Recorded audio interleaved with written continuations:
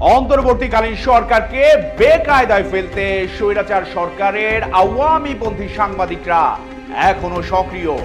তাই বিদায়ী বছরের আগের দিন 30 ডিসেম্বর সোমবার 12 জন সাংবাদিকের ব্যাংক হিসেব তলব করেছে Bangladesh financial intelligence unit BFIU. একই সঙ্গে তাদের ব্যক্তি মালিকানাধীন প্রতিষ্ঠানের ব্যাংক হিসেবের তথ্য দেবার নির্দেশনা দেওয়া হয়েছে। প্রতিষ্ঠানগুলোর কাছে এ সংক্রান্ত নির্দেশনা পাঠিয়েছে সংস্থাটি।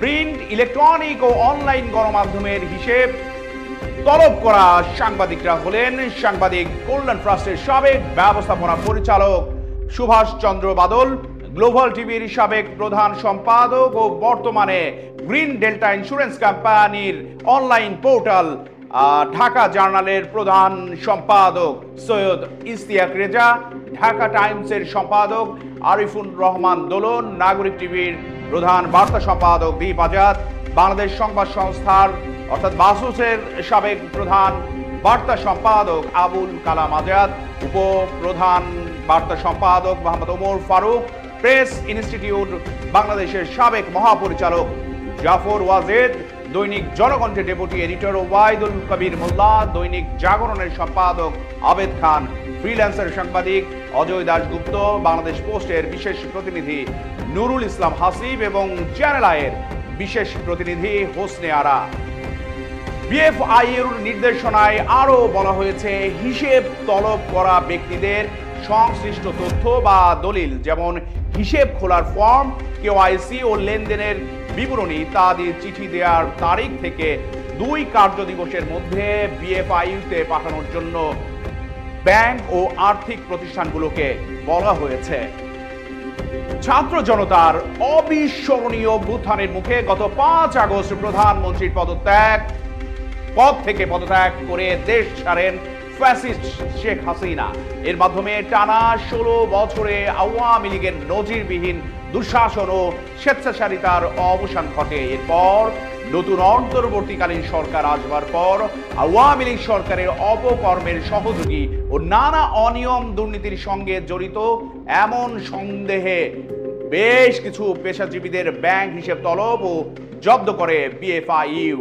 এর আগে বৈষম্য বিরোধী আন্দোলনে হত্যাকারী হিসেবে 7 সাংবাদিকের নামে করা হয় হত্যা মামলা। রাজধানীর যাত্রাবাড়িতে গুলিতে নিহত শিক্ষার্থীর নাইম, বয়স তার 17, তার নিহতের ঘটনায় অন্যান্য আসামিদের মধ্যে 7 সাংবাদিককেও আসামি করা হয়েছে। 22 আগস্ট বৃহস্পতিবার দিবাগত রাতে অর্থাৎ তখন নিহত শিক্ষার্থীর বাবা মোহাম্মদ কামরুল ইসলাম বাদী হয়ে এই হত্যা মামলা করেন। মামলায় শেখ হাসিনা সহ একাধিক মন্ত্রী, এমপি, আওয়ামী লীগ, যুবলীগ, ছাত্রলীগ, পুলিশ ও র্যাব কর্মকর্তার সঙ্গে 7 সাংবাদিককেও আসামি করা হয়েছে। তারা হলেন 71 টিভির ব্যবস্থাপনা পরিচালক মোজাম্মেল বাবু, 71 টিভির সাবেক বার্তা প্রধান ও বর্তমানে গ্রিন ডেল্টা কোম্পানির অনলাইন পোর্টাল ঢাকা জার্নালের প্রধান সম্পাদক সৈয়দ ইশতিয়াক রেজা, সময় টিভির ব্যবস্থাপনা পরিচালক ও সিইও আহমেদ জুবায়ের, এটিএন নিউজের সাবেক বার্তা প্রধান মুন্নি সাহা, 71 টিভির প্রিন্সিপাল করেসপন্ডেন্ট ফারজানা রূপা, 71 টিভির চাকরিচ্যুত head of news Shakil Ahmed ও সাবেক প্রধানমন্ত্রীর প্রেস সচিব নাইমুল ইসলাম খান। এর আগে গত বুধবার সকালে শাকিল আহমেদ ও ফারজানা রূপাকে হযরত শাহজালাল আন্তর্জাতিক বিমানবন্দর থেকে গ্রেপ্তার করা হয়। তারা বিদেশ যাওয়ার উদ্দেশ্যে বিমানবন্দরে গেলে ইমিগ্রেশন কর্তৃপক্ষ তাদের আটক করে ডিবিতে হস্তান্তর করে। 71 টেলিভিশন থেকে চাকরিচ্যুত head of news Shakil Ahmed ও প্রিন্সিপাল করেসপন্ডেন্ট ফারজানা রূপার 4 দিনের রিমান্ড মঞ্জুর করেন আদালত।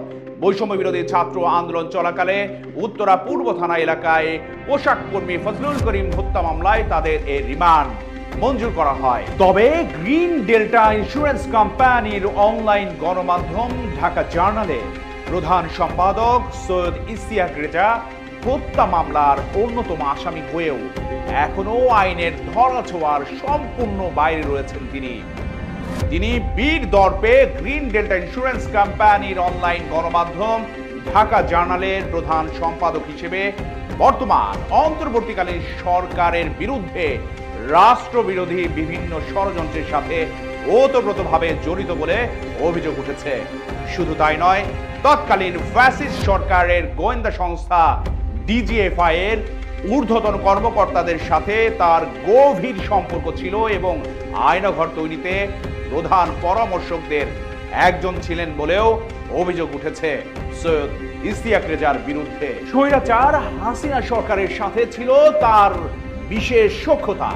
স্বৈরাচার সরকার ও তার পরিবার নিয়ে ভূয়সী প্রশংসা করে লিখেছেন একাধিক বইও রেজা। এর ফলে বাংলাদেশ আওয়ামী লীগের তথ্য ও গবেষণা বিষয়ক উপ কমিটিতে তথ্য সম্পাদকের পদ পেয়েছিলেন সাংবাদিক সৈয়দ ইশতিয়াক রেজা। আওয়ামী লীগের তথ্য ও গবেষণা উপ কমিটিতে বিভিন্ন অঙ্গনে আরো অনেকেই সদস্য পদ পেয়েছেন। তথ্য ও গবেষণা উপ কমিটির কাছে যে কাজটি খুবই গুরুত্বপূর্ণ হলো দলের নির্বাচনী ইশতেহার ও রাষ্ট্রীয় কর্ম পরিকল্পনা বাস্তবায়ন এবং রাষ্ট্রীয় ক্ষমতা টেকসই করবার লক্ষ্যে দলকে তথ্যপাত্র ও গবেষণা কর্মের মাধ্যমে সর্বাত্মক সহযোগিতা করা। তাই তো গত 21 জুন ফ্যাসিস্ট হাসিনার দ্বিপক্ষীয় ভারত সফরে বিশেষ সফর সঙ্গী হন গ্রিন ডেল্টা ইন্স্যুরেন্স কোম্পানির অনলাইন গণমাধ্যম ঢাকা জার্নালের প্রধান সম্পাদক সৈয়দ ইশতিয়াক রেজা।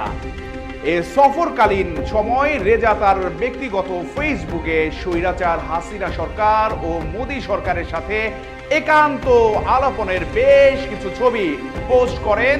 তবে 5 আগস্ট স্বৈরাচার সরকার পতনের পরপরই সাথে সাথেই সেই সব ছবি সম্বলিত পোস্ট ডিলিট করেন সৈয়দ ইশতিয়াক রেজা তার ফেসবুক পেজ থেকে।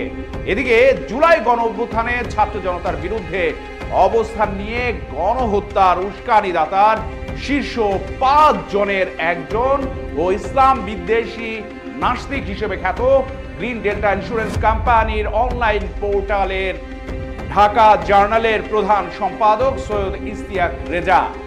আর এই অভিযোগে অন্য 4 জন সাংবাদিকের সাথে রেজারও সদস্য পদ স্থগিত করে দেয় জাতীয় প্রেস ক্লাব। জাতীয় প্রেস ক্লাবের সভাপতি হাসান হাফিজের সভাপতিত্বে ব্যবস্থাপনা সভায় এই সিদ্ধান্ত নেওয়া হয়। 5 জন সাংবাদিকের সদস্য পদ স্থগিত বিষয়ে হাসান হাফিজ গণমাধ্যমকে সে সময় জানান, প্রথমে স্থগিত করা হয়েছে, পরে ধীরে ধীরে একেবারেই বাতিল হয়ে যাবে।